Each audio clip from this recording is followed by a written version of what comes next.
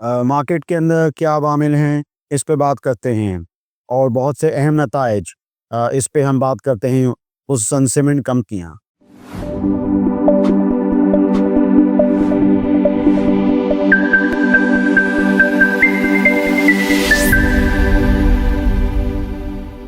बिस्मिल्लाहिर्रहमानिर्रहीम। Standard capital securities और SCStrade.com market की क्लोजिंग 1,13,000 के लगभग और एक दफ़ा ये हाई 1,14,700 का ज़रूर गया था, लेकिन ये कि फिर तकरीबन 600-700 पॉइंट नेगेटिव क्लोजिंग। इस वक्त अवामिल क्या हैं, इस पे हम बात करते हैं। वो ज़्यादा अहमियत के हामिल हैं। अ, मुझे पर्सनली ये लगता है कि जैसे OGDC PPL जो काफ़ी दिनों से इस वक्त जमूद का शिकार हैं, तो वो उनमें अगर कोई ख़बर हो या उस हवाले से कोई चीज़ें हों, जैसे कि उनके अब हाफ़िज़ के नताइज भी हम उसकी तवक्को कर रहे हैं OGDC PPL की, तो वो अगर उसमें उनको हिलजुल हो तो इंडेक्स मूवर स्टॉक्स हैं वो, तो वो बहुत अहम रोल प्ले कर सकते हैं हमारे मार्केट के रुझान बनाने का। इसके अलावा भी बहुत सारी चीज़ें हैं। मैंने फौजी सीमेंट और मेपल लीफ के जो इस वक्त हाफ ईयर के नताइज आए उन पे बात करी थी। तो इसमें ये मज़ीद मुझे ये बताना था कि फौजी सीमेंट के अंदर जो नतीजा था वो देखा जाए तो उसमें डिविडेंड नहीं था, तो वो कंसेंसस था, स्ट्रीट कंसेंसस था कि डिविडेंड नहीं आएगा। और उसकी एक वजह ये है कि वो तकरीबन हर क्वार्टर में 2-2 बिलियन रुपए जो हैं वो रीपे कर रहे हैं बैंकों को, जो लेगेसी लोन्स हैं।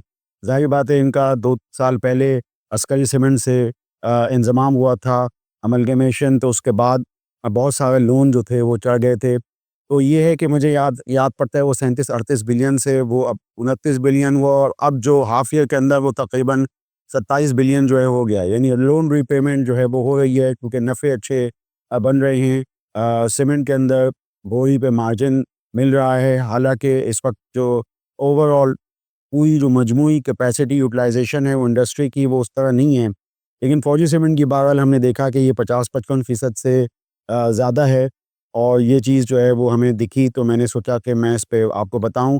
फौजी सीमेंट के अंदर एक तो ये है कि मार्जिन्स, दूसरा ये है कि यूटिलाइज़ेशन बेहतर, तीसरा ये है कि ये अपने लोन को रीपे करते हुए और ये है कि यकीनी तौर पे जो इनकी टोटल कैपेसिटी है 10.6 मिलियन टन्स सालाना, तो उस वक़्त उसके आस-पास जो है वो कभी अगले सालों में, अगले फ़िस्कल में जा सकते हैं। इसी तरीके से जो ज़्यादा अच्छे नताइज थे वो मेपल लीफ सीमेंट फैक्ट्री के भी थे, MLCF। मैंने पिछले वीडियो में इस पे बात की थी, अभी भी बात कर लेते हैं। ₹4.85 की हाफ ईयर की EPS, जो कि कंसेंसस जो उस वक़्त एस्टिमेट्स थे वो खाली ₹4 के थे। लेकिन ये है कि ये ज़्यादा आई, उसने एस्टिमेट्स को जो है वो बीट किया, ₹4.85 आई। उसमें एक वजह ये थी कि अदर इनकम का भी एक पहलू था, 1 बिलियन जो आया। बहरहाल ये कि मेपल लीफ सीमेंट फैक्ट्री के अंदर भी जो इस वक्त अगर हम लोन वगैरह के मामलात देखें तो यूँ तो एक्विटी तो बहुत स्ट्रॉन्ग है और उसके मुकाबले में लॉन्ग टर्म लोन तो खाली 10 बिलियन ही है। तो इस हिसाब से देखा जाए तो मेपल लीफ सीमेंट फैक्ट्री के जो फंडामेंटल्स हैं वो फौजी सीमेंट से ज़रा बेहतर हैं। और मुझे मेपल लीफ सीमेंट फैक्ट्री में अगर हम वो देखें तो मोमेंटम लगता है और ₹51 के ऊपर क्लोजिंग 2 दिन से आ रही है। तो मुझे ये लग रहा है कि ये चीज़ जो है वो बहुत अच्छी एक मोमेंटम बनता हुआ लग रहा है और वो एक स्टार स्टॉक मुझे इस वक्त आजकल के हालात में मेपल लीफ सीमेंट फैक्ट्री अपनी क्लोजिंग की बुनियाद पे लगता है ₹51 क्लोजिंग के ऊपर। और ये कि ये अपना टारगेट अटेन कर सकता है। अब ये है कि चूँकि ₹4.85 EPS है तो सालाना फोरकास्ट भी तकरीबन ₹9-10 के पेटे में होगी। तो प्राइस अर्निंग मल्टीपल भी तकरीबन 5 का बन रहा है, जबकि फौजी सीमेंट का ये 6.5 का बन रहा है। तो इस तरह ये अगर हम कंपैरिज़न भी हमने किया फौजी सीमेंट का मेपल लीफ के साथ और ये भी बताया कि मेपल लीफ के थोड़े से बेहतर जो हैं वो फंडामेंटल्स हैं फौजी सीमेंट की, और लेकिन फौजी सीमेंट के भी अपने जो फंडामेंटल्स हैं वो बेहतर हैं। तो मैंने सोचा कि इस पे मैं आपसे थोड़ा-सा मज़ीद बात करूँ, क्योंकि सीमेंट सेक्टर पे इस वक़्त जो है वो बड़ा फ़ोकस वापस आ गया है इस बात पे कि लोन रीपे हो सकते हैं, कैश बिल्डअप हो सकता है।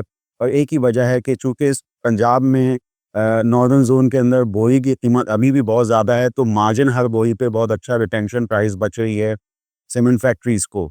तो मैंने सोचा कि इस पे भी बात करें। मेपल लीफ सीमेंट फैक्ट्री जो है वो कोहिनूर ग्रुप का अ, स्टॉक है और कोहिनूर ग्रुप में KTML कोहिनूर टेक्सटाइल मिल जो सबसे पेरेंट कंपनी, पुरानी कंपनी, बहुत पुरानी कंपनी, वो अभी कुछ दिनों पहले तक 60-70 रुपए, 80 रुपए पे ट्रेड करती थी, वो अब पहुँच गई 180 रुपए पे। तो ये बड़ी मतलब ज़बरदस्त चीज़ थी। तो इसमें हम देखें कि अब वो मेपल लीफ में भी वही चीज़ हो रही है, और इनकी जो एक और अहम कंपनी है पेल, पार्क इलेक्ट्रॉन, अ, लाहौर में अगर आप जाएँ तो पैकेजेस मॉल के सामने आपको पार्क इलेक्ट्रॉन की फैक्ट्री नज़र आएगी। बड़ी पुरानी यानी ये जगह है, मैं बचपन से भी मैं देख रहा हूँ। तो ये वॉल्टन का इलाका है। तो मतलब बहुत ज़बरदस्त ये पार्क इलेक्ट्रॉन का हमेशा से एक सफ़र रहा है। अभी हमने देखे इनके 9 महीने के नताइज, तो पार्क इलेक्ट्रॉन के जो सितंबर 2024 के जो नताइज थे, तो उसमें तकरीबन 54 बिलियन की सेल्स, तो ये बड़ी ज़बरदस्त था, जो कि काफ़ी ग्रोथ है 2024 के अंदर अगर हम देखें। तो प्राइस टू सेल मल्टीपल जो है वो अगर हम एक प्रोडक्शन उसका देखें मैन्युफैक्चरिंग का, तो वो 0.6, 0.7, 0.8, बड़ा अच्छा ये प्राइस टू सेल मल्टीपल बनता है। क्योंकि हमेशा टॉप लाइन पार्क इलेक्ट्रॉन की बड़ी अच्छी होती है, और जो बॉटम लाइन होती है ईपीएस उतनी वो नहीं होती।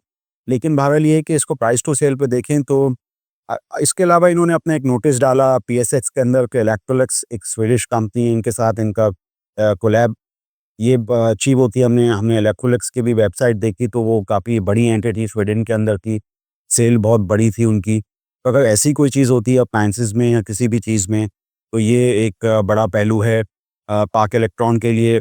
कोहिनूर टेक्सटाइल ये कोहिनूर ग्रुप की एक बहुत अहम कंपनी। तो मैंने सोचा कि पार्क इलेक्ट्रॉन पे भी आपको बताऊं, और ये कि अब हम इसके फाइनल रिजल्ट्स का वेट करेंगे दिसंबर का।